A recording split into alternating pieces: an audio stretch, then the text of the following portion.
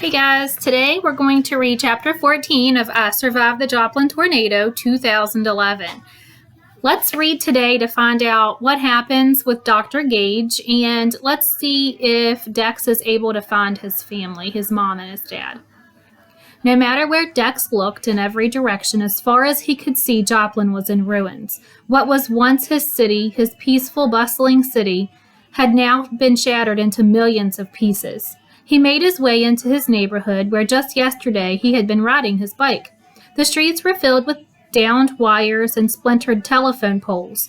The trees that had shaded him on hot summer days were now naked sticks, their leaves and branches carpeting the ground.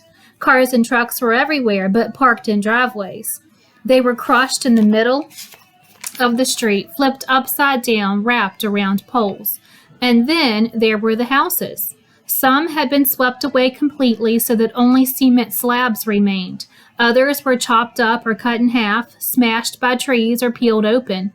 And what had been in people's kitchens and bedrooms and desk drawers and toy boxes was now scattered everywhere. Someone's family portrait, smudged with grime, smiled out from under a pile of plaster and jagged glass. A page from a children's book blew through the air like a deaf leaf. A basketball rolled down the street, as though someone had just missed a free throw. Mixed in with the piles of wood and roof shingles were parts of couches, stuffed animals, a smashed oven, a headless Barbie doll, dishes, pots, parts of people's lives scattered like puzzle pieces.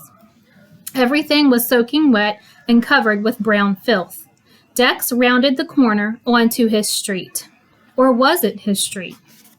He couldn't know for sure because there was nothing left. He didn't see a soul. He walked more quickly, gaping in horror at the wreckage of the Tuckers' house. He whispered a prayer of thanks as he remembered that the Tuckers had left yesterday. Their house was destroyed, but the Tuckers were safe in Arkansas.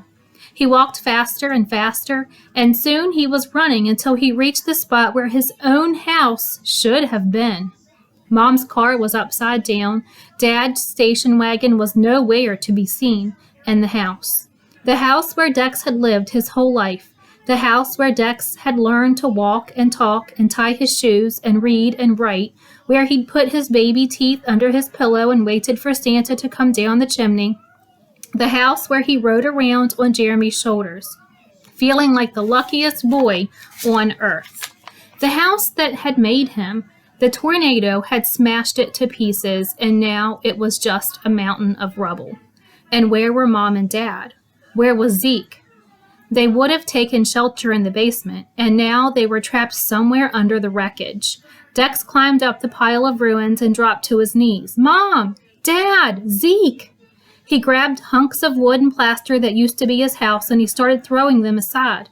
There were bricks from the fireplace and huge shards of glass and broken plates, and Dad's smashed laptop and an old baseball bat. His whole body shook with sobs as he tore away at the wreckage, desperate to reach his family. He barely noticed that a huge nail was stabbing into his knee and that both of his hands were dripping with blood. Don't quit, don't quit, don't quit.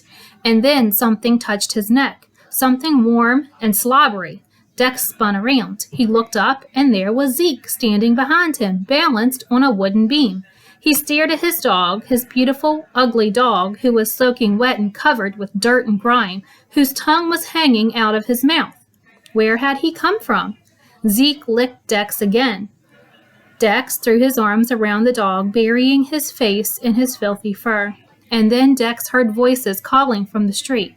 Ragged shouts that rose up over the sirens that wailed all across Joplin. Dex! Dex! Dex jumped up and practically flew toward the street with Zeke following right behind him. Mom reached him first and then Dad. They all grabbed hold of one another and Zeke nuzzled in too. They clung together and cried, but they did cry for what had been lost. But they did not cry for what had been lost. That would come later. Right now, they were crying for what they had found. And they had found one another. And this picture shows the wreckage where his house used to be. And there's Zeke. Okay, that is the end of chapter 15. So let's find out next time we read what happens with Dr. Gage.